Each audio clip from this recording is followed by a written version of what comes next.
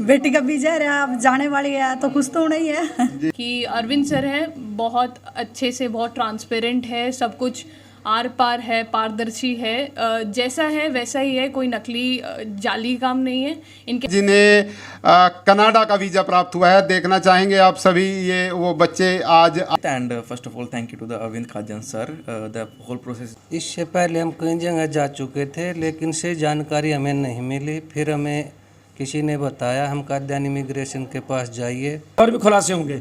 ये क्या करते हैं, जैसे इसने किया 16 से 20 लाख में ठेका किया, पैकेज किया। माफ़ कीजिए, एजुकेशन में कभी पैकेज नहीं हुआ करता है। ये क्या करते थे, जैसे कंपटीशन का ज़माना है, कहते हैं 3 दिन में हम आपको ऑफर लेटर दे देंगे। नकली ऑफर लेटर टाइप कर दिया, फोटोशॉप से कर दिया।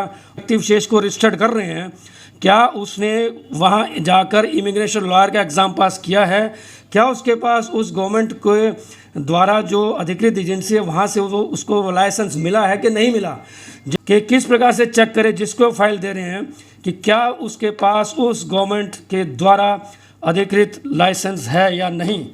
आप जिसके पास भी जाए ये पूछिए आपको लाइसेंस है, ये जो कहता है तो उसको फाइल दीजिए, और यदि नहीं है तो उसको दूर से नमस्कार कीजिए।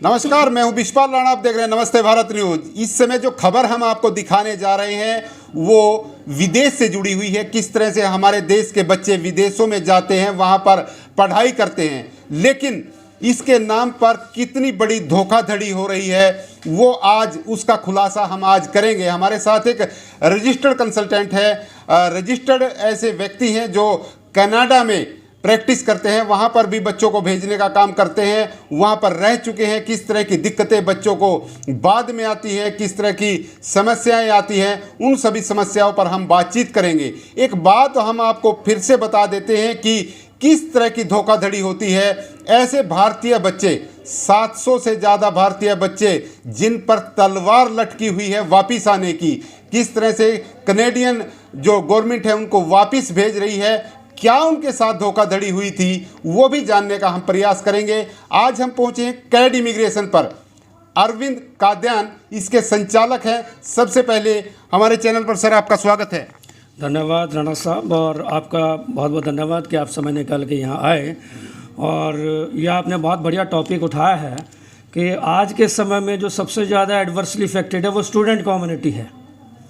और हम रोज़ अखबार में पढ़ते हैं, और अभी एक लेटेस्ट न्यूज़ आई थी कि 700 स्टूडेंट्स को डिपोर्ट किया जा रहा है कैनेडियन अथॉरिटीज़ के द्वारा, और ये वाकई में बहुत चिंता का विषय है। और इस बारे में मैं जन जागरण अभियान भी चला रहा हूँ, और मैं चाहूँगा कि स्टूडेंट्स को ख़ास तौर से मालूम हो कि किस तरीके से इस अनस्क्रूपलेस एजेंट्स और ये जो अनऑथराइज प्रैक्टिशनर्स हैं इनके चंगुल से कैसे बचें। जी, तो इसमें मैं कहना चाहूँगा कि जैसे एक डॉक्टर के पास जब आप जाते हैं तो देखते हैं कि मेडिकल काउंसिल ऑफ इंडिया से रजिस्टर्ड है। एक लॉयर के पास जाते हैं तो आप देखते हैं कि वो lawyer bar council of India से रजिस्टर्ड होना चाहिए। इसी प्रकार जब आप किसी भी इमिग्रेशन लॉयर या एजेंट की सेवाएं लेते हैं तो आपको ये सुनिश्चित करना चाहिए कि क्या वाकई में जिस देश में वो आपको भेजने का काम कर रहा है, क्या उस देश की गवर्नमेंट के द्वारा या उस देश की रेगुलेटरी बॉडी के द्वारा क्या वो यह सेवाएं देने के लिए अधिकृत है या नहीं है। तो ये एक ख़ास मुद्दा है। खासकर जैसे कैनेडियन के गवर्नमेंट की बात करें तो कैनेडियन गवर्नमेंट के द्वारा एक अथॉरिटी है जिसको कि हम कहते हैं college of immigration and citizenship consultant, CICC। और किसी व्यक्ति विशेष या एजेंसी के बारे में आपको जानना हो तो आप इस वेबसाइट पे जाते हुए, मैं भी दिखाना चाहूँगा अपने व्यूअर्स को, ताकि उनको पता लगे कि जहाँ भी वो फाइल देते हैं उनको मालूम हो कि क्या वास्तव में वह व्यक्ति विशेष क्या उस फॉरेन गवर्नमेंट के रेगुलेटरी बॉडी के द्वारा ऑथराइज्ड है या नहीं है। जी, तो ये कैसे पता लगाया जा सकता है कि वो जो हमारा कंसल्टेंट है, हमारा जो काउंसलर है, वो पूरी तरह से पढ़ा लिखा है, वहाँ की जो अथॉरिटी है उसके द्वारा उसने पेपर पास किया है? ऐसा भी कुछ होता है कि वहाँ की गवर्नमेंट का कोई पेपर पास करना होता है? बिल्कुल ऐसा होता है जी। जैसे एक टीचर पढ़ाता है तो बीएड का एग्ज़ाम देता है, कॉलेज में कोई लेक्चर लगता है तो नेट का एग्ज़ाम देता है, और वो PhD एग्ज़ाम उसको क्वालिफाई करना पड़ता है। फिर जैसे स्टेट एलिजिबिलिटी टेस्ट होता है। लेकिन ये बड़े दुर्भाग्य की बात है कि हमारी सरकारों को ये नहीं पता है, वो केवल रजिस्टर्ड कर देती हैं। कोई भी व्यक्ति जाता है 25,000 50,000 रुपये फ़ीस देते हुए लेकिन ठीक है, रजिस्टर्ड वो करें, कोई दिक्कत नहीं है, सरकारी खजाने में पैसा आता है। लेकिन उनको मालूम होना चाहिए कि जिस व्यक्ति विशेष को रजिस्टर्ड कर रहे हैं, क्या उसने वहाँ जाकर इमिग्रेशन लॉयर का एग्ज़ाम पास किया है, क्या उसके पास उस गवर्नमेंट के द्वारा जो अधिकृत एजेंसी है वहाँ से वो उसको लाइसेंस मिला है कि नहीं मिला। जिसके पास लाइसेंस है उसी को ही प्रैक्टिस करने का अधिकार देना चाहिए, और ये बड़ी विडम्बना है। इसीलिए ऐसे आदमी में कुछ नहीं बिगड़ता। ये वही बात है कि मान लीजिए एक डॉक्टर से दवा न लेकर के केमिस्ट से दवा ली जाए, तो केमिस्ट का क्या उखाड़ लेंगे आप यदि आपको मेडिसिन में गलत दे देता है तो। जी। तो सर, जैसा कि हमने पहले भी बताया कि 700 छात्र इंडिया के ऐसे हैं जो वहाँ पर फंसे हुए हैं, उनको डिपोर्ट करना चाहती है वहाँ की सरकार। तो ऐसा क्या उनके साथ धोखाधड़ी हुई है जो वो वापस आएंगे? देखिए, ये बड़ा एक इंटरेस्टिंग गेम चल रहा है, और अभी तो ये एक it is only tip of the iceberg. ये अभी एक जो है खुलासा हुआ है, ऐसे खुलासे बहुत होंगे, आप देखिएगा। होता क्या है कि जैसे एक तो मैं कहूँगा, माफ़ कीजिए, क्लाइंट्स की और स्टूडेंट्स की और उनके पेरेंट्स की भी गलती हैं। ये जाके पासपोर्ट थमा देते हैं उसको एजेंट को और कहते हैं जी हमारे लड़के को बाहर भेजिए, स्टडी वीज़ा लगवाइए। दूसरा कारण ये होता है कि इन्हीं बातों का फ़ायदा उठाते हुए जो रिप्यूटेड इंस्टीट्यूशंस हैं, जैसे अभी केस आया, मैं नहीं जानता है कौन आदमी है, जैसे हमें न्यूज़पेपर्स रिपोर्ट पता लग रही हैं, इस महारथी ने क्या गेम खेली होगी, और ऐसे गेम बहुत लोग खेल रहे हैं, अभी और भी खुलासे होंगे। ये क्या करते हैं, जैसे इसने किया 16 से 20 लाख में ठेका किया, पैकेज किया। माफ़ कीजिए, एजुकेशन में कभी पैकेज नहीं हुआ करता है। ये क्या करते थे, जैसे कंपटीशन का ज़माना है, कहते हैं 3 दिन में हम आपको ऑफ़र लेटर दे देंगे। नकली ऑफ़र लेटर टाइप कर दिया, फ़ोटोशॉप से कर दिया, और उसके अपना वीज़ा भी वो सेंक्शन हो गया। लड़का वहाँ जाता है, पैसे नहीं दिए गवर्नमेंट के इंस्टीट्यूशन, किसी भी इंस्टीट्यूशन को उसने फ़ीस, और कम से कम 10 से 12 लाख के बीच में 1 साल की फ़ीस होती है।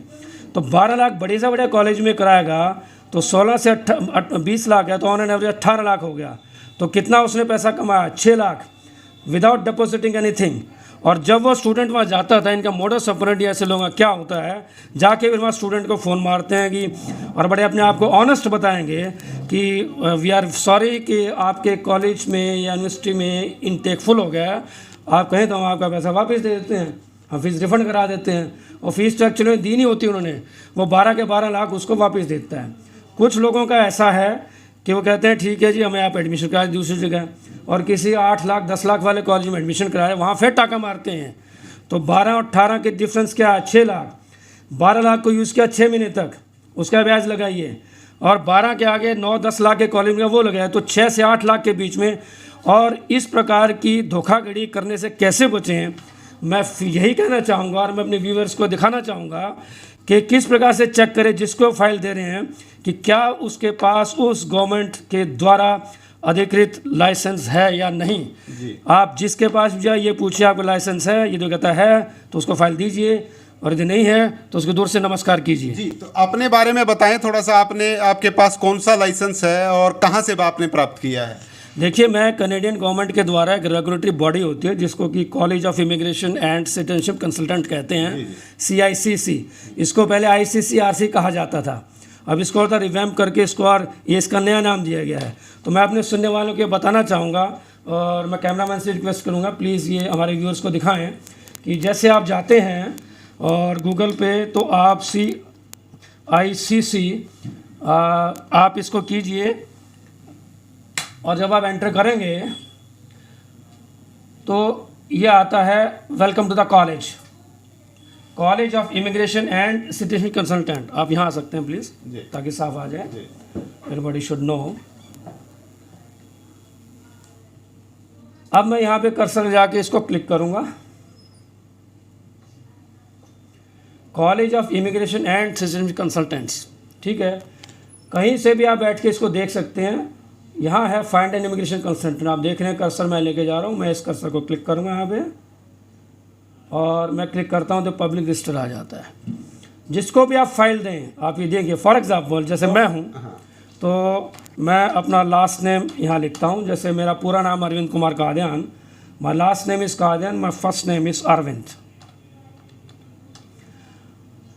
अब मैं इसको क्लिक करूँगा, यहाँ पब्लिक रजिस्टर पे सर्च मारूँगा तो आप देखिए मेरा नाम यहाँ डिस्प्ले हो रहा है, Kadian Arvind Kumar. I am an active member, my licence number is this. जी जी from government of Canada website. एक तो तरीका ये है। दूसरा तरीका ये है, कई बार मान लीजिए नाम पता नहीं होता है, तो दूसरा तरीका है, जैसे मेरी कंपनी का नाम है कैड इमिग्रेशन सर्विस, ये पहले आया हुआ है लिखा हुआ, क्योंकि मैं इसको देखता रहता हूँ। और जब मैं इसको कैड इमिग्रेशन सर्विस लिखूँगा और मैं यहाँ पे सर्च मारूँगा, तो सर्च मारते फिर वही आता है कैड इमिग्रेशन सर्विस में कौन सा रजिस्टर्ड लॉयर है, कायदे Ravindra Kumar active number this and this. यदि ये भी नहीं पता, तीसरा तरीका एक और है कि आप जिसके पास भी जो से पूछे आपका लाइसेंस नंबर क्या है, ठीक है, this is my licence number 522823, और मैं इसको सर्च करता हूँ तो इस पर फिर ये आता है, तो आप इसको चेक कर सकते हैं। और यहाँ पे आप कांटेक्ट करेंगे तो उस पर सारा उसका बायोडाटा आ जाता है। जिसको से फाइल दें तभी आप उससे से काम करें, अन्यथा उसके पास बिल्कुल मत जाइए। तो साथियों, आपने ये बहुत बड़ी जानकारी सुनी और समझी और देखी कि किस तरह से आप अपने कंसल्टेंट की जो जानकारी है वो आप ले सकते हैं अपनी, क्योंकि सबके पास इंटरनेट की सुविधा है, फ़ोन है, वो उसके नाम से, उसके कंपनी के नाम से, उसके रजिस्टर्ड जो उसका लाइसेंस नंबर है, उससे वो जान सकता है कि उसका जो कंसल्टेंट है किस तरह से वो रजिस्टर्ड है या नहीं। हमारी अगली बात ये रहेगी कि बच्चे जिनका वीज़ा लग जाता है, वीज़ा लगने के बाद सबसे बड़ी समस्या उसको आती है सेटलमेंट की, वहाँ पर पीआर वो कैसे हो, तो इस बारे में भी क्या बताना चाहेंगे आप? बिल्कुल राणा साहब, और एक बात रह गई थी, मैं उसको कहना चाहूँगा कि जैसे आप लॉयर के पास जाते हैं तो आपसे एक वकालतनामा साइन कराता है एक एज ए पेटिशनर। ये यूज़ और रिप्रेजेंटेटिव फॉर्म है, मैं दिखाना चाहूँगा व्यूअर्स को। 5476 इसका नंबर है। किसी यदि आपने कनाडा जाना है तो ये इंसिस्ट कीजिए कि आप हमारे रिप्रेजेंटेटिव हैं, तो आप इस पर साइन कीजिए। एज ए लॉयर वो यहाँ पे क्या करेगा, यहाँ पे साइन करेगा। ये पेज नंबर 2 पे होता है। जैसे इसमें मैं लिखता हूँ कि I am representing this client, my biodata is this, my registration number is this. अब ये फ्रॉड क्यों होते हैं? क्योंकि ये 5476 पे वो एज ए लीगल लॉयर नहीं लिखते हैं। इसका मतलब वो एजेंट क्या कर रहा है, कोई रामलाल है, कोई श्यामलाल है, कोई भी स्टूडेंट XYZ, वो उसी के नाम से आईडी क्रिएट कर रहा है, उसी के नाम से GC की क्रिएट कर रहा है, उसी के नाम से फाइल लगा रहा है, उसके कहीं भी सिग्नेचर्स नहीं होते हैं। अब ये 700 स्टूडेंट्स इसका क्या उखाड़ लेंगे इस कंसल्टेंट का, ये कह देगा मैंने तो इनकी फ़ाइल लगाई ही नहीं है।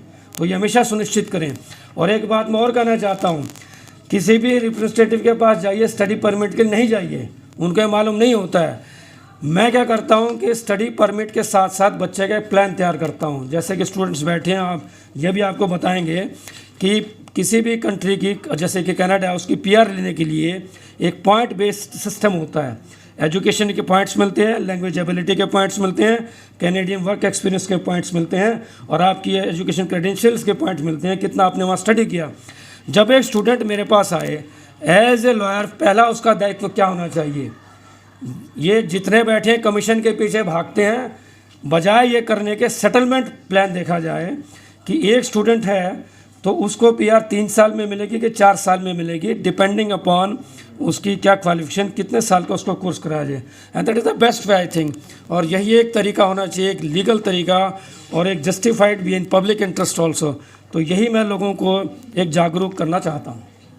तो साथियों, आपने देखा कि किस तरह से जो लोग हैं, जो छात्र हैं, जो विदेश जाना चाहते हैं, वो सबसे पहले जागरूक रहें कि उनके साथ किस किस तरह की धोखाधड़ी हो सकती है। जिस व्यक्ति को वो अपना पासपोर्ट सौंपते हैं उसकी जानकारी वो पहले ले लें, क्योंकि उनके साथ विदेश में जाने के बाद बड़ी धोखाधड़ी हो सकती है और उन्हें वापस भी आना पड़ सकता है। तो सभी साथी इस खबर को जनहित में ज़्यादा से ज़्यादा शेयर करें। साथियों, आप सभी इस खबर को देखने के बाद दूसरों को भी बताएं कि किस तरह से आप इस तरह की धोखाधड़ी से बच सकते हैं। विशपाल राणा अपने सहयोगी हर्ष के साथ करनाल। बताएं कि किस तरह से आपका रजिस्ट्रेशन हुआ है और किस तरह से आपको प्रदर्शित करना होता है। देखिए, ऐसा है कि किसी भी कंट्री के इमिग्रेशन प्रैक्टिस के लिए वहाँ का एग्ज़ाम पास करना होता है। तो जैसे वहाँ 2 साल का एग्ज़ाम होता है, उसके बाद एक सर्टिफिकेशन भी एग्ज़ाम होता है और इंटर्नशिप भी होती है। उसके बाद हमें लाइसेंस मिलता है, और जो लाइसेंस मिलता है तो हमें सर्टिफिकेट मिलता है। मैं दिखाना चाहूँगा अपने व्यूअर्स को कि किसी भी कंसल्टेंट के पास जाएं, पहले उससे ये पूछें कि where is your licence certificate, are you authorise to practise this profession और नॉट। और लेकिन यहाँ कलाकार बहुत है, नकली भी छाप सकते हैं, जब जैसे लेटर ऑफ एक्सेप्टेंस नकली छाप सकते हैं। तो उसका बढ़िया तरीका क्या है, जो नंबर है go to the Canadian website, check it, और नहीं चेक करता तो मैं बिल्कुल स्पष्ट तरीके से go to the police station, file an FIR। यदि वो आपके साथ गलत करता है तो अभी 700 स्टूडेंट्स से क्या है, माफ़ करना, इनके पास डॉक्यूमेंट्स ही नहीं है, they can't even file an FIR। और यदि उसकी कारगुजारी उधेड़ते हैं तो सबसे पहले इन पे बात आएगी कि आपने ऐसे व्यक्ति को क्यों फाइल दी। जी, आज हम आपको बधाई भी देना चाहेंगे क्योंकि कुछ बच्चों के वीज़ा आए हैं, उनके लिए सबसे पहले आपको बधाई नमस्ते भारत न्यूज़ की तरफ से। और ये वो बच्चे हैं जिन्हें कनाडा का वीज़ा प्राप्त हुआ है। देखना चाहेंगे आप सभी, ये वो बच्चे आज आए हुए हैं, इनसे भी हम बातचीत करना चाहेंगे कि किस तरह से उन्होंने ये मेहनत की है और किसे इसे अपना श्रेय देना चाहेंगे। बच्चे अपना नाम बताएं। My name is Valisha. जी, तो कितने दिन का ये प्रोसीजर रहा और आप कहाँ जाएंगे और क्या पढ़ाई करेंगे? Actually, first of all, I want to say sir is a great consultant as well as a mentor, and I am going to Canada, Sault Ste. Marie, in Algoma University. जी, कौन सा कोर्स आपके लिए? BSc Biology. Sir has suggested me the best course. Have you got the PR also? Yeah, sir has suggested me the best course according to me, Bachelor's of Science Biology. जी जी, आपका क्या नाम है और कहाँ आप जाएंगे और क्या पढ़ाई करेंगे? My name is Sakshi. I'll go in Canada too, and my batch is same as her, and my course is Bachelor in Science Biology Honors. जी जी, आप? Well, I'm Rohit, and first of all, thank you to the Arvind Kajan sir. The whole process is very transparent, and I'm going to Toronto. जी, वहाँ पे कौन सा course करेंगे? So my course is Business Journal and the Niagara College at Toronto School of Management. जी जी, बहुत बहुत बधाई आप सभी को। और आप बताएं। My name is Janvi and sir is a very great consultant as he helped me a lot in my whole procedure. I will go to Brampton and my course is Bachelor of Computer Science. जी जी, bachelor of computer science. बच्चे आपका क्या नाम है? Hello, my name is Rakhi Chaudhary. Actually मैं हिंदी में बोलना चाहूँगी क्योंकि I think most of our viewers वो हिंदी समझ पाएंगे, तो मैं हिंदी में बोलूँगी कि अरविंद सर हैं, बहुत अच्छे से, बहुत ट्रांसपेरेंट है, सब कुछ आर पार है, पारदर्शी है, जैसा है वैसा ही है, कोई नकली जाली काम नहीं है। इनके पास सारे सर्टिफिकेशंस हैं, इनके पास सब प्रूफ हैं, सब लीगल डॉक्यूमेंट्स हैं, आप रिलाई कर सकते हैं इन पर। That's all, and I'll be going to Toronto, and my university is York University. मेरा कोर्स है BBA Project Management. Thank you. जी, आप सभी को बहुत बहुत बधाई और उज्जवल भविष्य की शुभकामनाएं। तो साथियों, आपने ये खबर देखी, हमें ज़रूर बताएं कमेंट के माध्यम से ये खबर आपको कैसी लगी, और हमने आपको ये भी बताया कि आप किस तरह से फ्रॉड से बच सकते हैं, धोखाधड़ी से बच सकते हैं। डिटेल में हमने आपको ये जानकारी दी। इसमें एक चीज़ और कहना चाहूँगा कि यहाँ कैड इमिग्रेशन सर्विसेज में आपको एक और बेनिफिट मिलता है। We are not concern about study permit. When you go to Canada, मेरा सारा ऑनलाइन सिस्टम है। You just after completion of course, आप सिर्फ मेरे को एक ईमेल करेंगे कि I have completed this course. No need to go anywhere, all is data is stored here, cloud based system. यहीं से बैठे बैठे, चाहे मैं अमेरिका में हूँ, चाहे मेरा स्टाफ कनाडा में, you will get work permit at your residence, that's it. उसका नेक्स्ट स्टेप क्या होता है? PR। सो PR आप करेंगे, no need to go anywhere. At every stage I will offering my clients a huge discount, no need to go here and there to a new person. Got it? So after PR, next step, what will the next step? Citizenship. I am competent to file that application also. अब आप citizenship will get, after that what you will be doing? You will be getting married. Okay. So spousal visa also. Okay. After that you will be calling your wife, your spouse there. Spousal application I can file also. Okay. And in the meantime you will be inviting your parents also on visitor visa. So I am competent to file that also. So at every stage you are getting huge discount, perfect settlement, proper settlement, not concerned only with the study permit. Thanks a lot. अपना office दिखाएंगे आप, किस तरह से office में आपके चहल पहल रहती है? हाँ बिल्कुल, क्यों नहीं, आइए प्लीज़। जी जी जी, प्लीज़ वेलकम, आइए। तो अभी हम ऑफिस का माहौल भी देखना चाहेंगे। स्टाफ है हमारा, very competent staff, and all are well qualified staff, very intelligent to tackle every kind of applications. जी जी जी। ये तो अभी खुशी का माहौल इस तरह से चल रहा है, आप देख सकते हैं तस्वीरों के माध्यम से कि मिठाई भी बांटी जा रही है क्योंकि खुशी है विदेश जाने की। हम भी ज़रूर खाना चाहेंगे। सभी बच्चों को शुभकामनाएं, उज्जवल भविष्य की शुभकामनाएं, और लीजिए आप भी खाएं। तो पेरेंट्स भी यहाँ पर आए हुए हैं, कितनी खुशी का माहौल यहाँ पर आप देख सकते हैं स्टूडेंट्स के साथ साथ। और कैड इमिग्रेशन आपके साथ है और आपको एक सही जानकारी देने के लिए, सटीक जानकारी देने के लिए, किस तरह से आप वहाँ पर पढ़ाई के साथ साथ वहाँ सेटलमेंट कर सकते हैं, किस तरह से आप वहाँ पर अपनी PR प्राप्त कर सकते हैं, ये सभी जानकारी वहाँ पर आपको मिल सकती है। आप सभी से गुजारिश है इस खबर को आप ज़रूर शेयर करें। वीज़ा लगा है, उनके पेरेंट्स भी यहाँ पर मौजूद हैं। कितनी खुशी आज उन्हें मिल रही है और किस तरह की गाइडेंस उन्हें मिली है, किस तरह का माहौल उन्हें मिला है, उसके बारे में थोड़ा सा बताएं। इससे पहले हम कई जगह जा चुके थे लेकिन से जानकारी हमें नहीं मिली। फिर हमें किसी ने बताया हम काद्यान इमिग्रेशन के पास जाइए। फिर हम काद्यान जिया के पास आए तो हमारे साथ बहुत अच्छा व्यवहार किया जी।